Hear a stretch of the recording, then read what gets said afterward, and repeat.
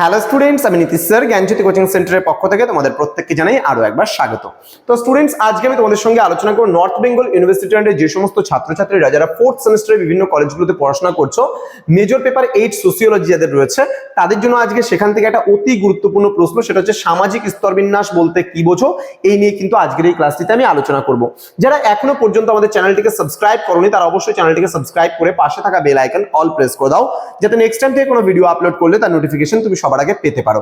এছাড়া যারা ভাবছো যে অনলাইনে আমাদের ক্লাস জয়েন করবে, নোটস নেবে, তারা অবশ্যই যোগাযোগ করবে আমাদের অফিসিয়াল নাম্বার 7076398606 নাম্বারে অথবা 6295916282 নাম্বারে। তোমাদের টোটাল কোর্স ফি রয়েছে তোমাদের এই সাধ্যের মধ্যে জাস্ট 1199 রুপিসের বিনিময়ে তোমরা পুরো কোর্সটা আমাদের কাছ থেকে নিতে পারো, এবং যারা মাল্টিডিসিপ্লিনারি কোর্সের স্টুডেন্টরা রয়েছে তাদের জন্য কোর্স ফি রয়েছে মাত্র 699 রুপিস। তো দেরি না করে আজই যোগাযোগ করো আমাদের সঙ্গে এবং যুক্ত হয়ে যাও আমাদের অনলাইন ক্লাসে। চলো শুরু করছি আজকের ক্লাসটি। তোমার কি বললাম, সামাজিক স্তরবিন্যাস বলতে আমরা কি বুঝি এই নিয়ে আলোচনা করবো। হ্যাঁ, যেটাকে আমরা বলি সোশ্যাল স্ট্র্যাটিফিকেশন। ওকে, ইংলিশে বলা হয় সোশ্যাল স্ট্র্যাটিফিকেশন বা ডিফাইন সোশ্যাল স্ট্র্যাটিফিকেশন আসতে পারে, বা হোয়াট ইজ সোশ্যাল স্ট্র্যাটিফিকেশন আসতে পারে। বিভিন্ন ভাবে কিন্তু কোশ্চেনটা করা হয়। বলছে সামাজিক বৈচিত্র্য, বিভাজন এবং স্তরবিন্যাস অনেকটা কিন্তু প্রকৃতির নিয়মের মতোই সত্য। শারীরিক সৌন্দর্য, অবয়ব, বুদ্ধিমত্তা, নৈতিকতা, ধারণা, দর্শন, শারীরিক ও মানসিক সক্ষমতা, ধর্মীয় অনুরাগ, রাজনৈতিক দৃষ্টিভঙ্গি ইত্যাদির বিচারে মানুষ একে অন্যের থেকে সম্পূর্ণ কিন্তু আলাদা।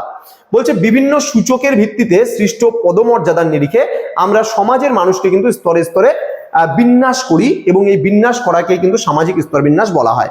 এবার অকবার্ন ও নিমকব, দুজন বিশিষ্ট সমাজবিজ্ঞানী, এরা কি বলেছেন? এরা বলেছেন যে প্রক্রিয়ায় সমাজস্থ ব্যক্তিবর্গ কিংবা দলকে স্থায়ী বা অস্থায়ীভাবে একক পদমর্যাদার অধিকারী বলে বিন্যস্ত করা হয় তাকে স্তরবিন্যাস বলে।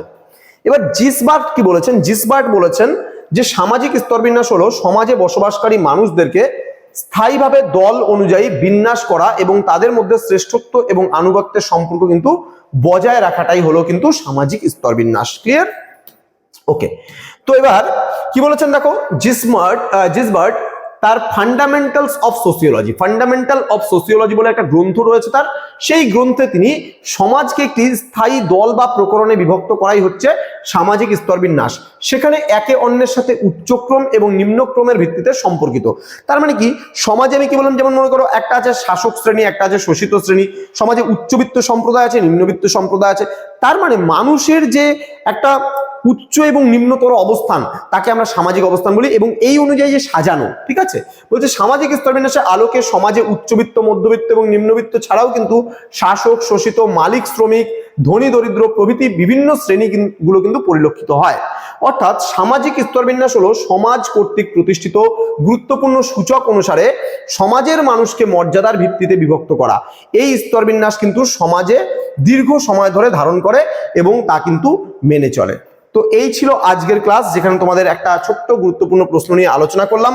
3 মার্কসের জন্য ভীষণ গুরুত্বপূর্ণ আজকের এই ক্লাসটি।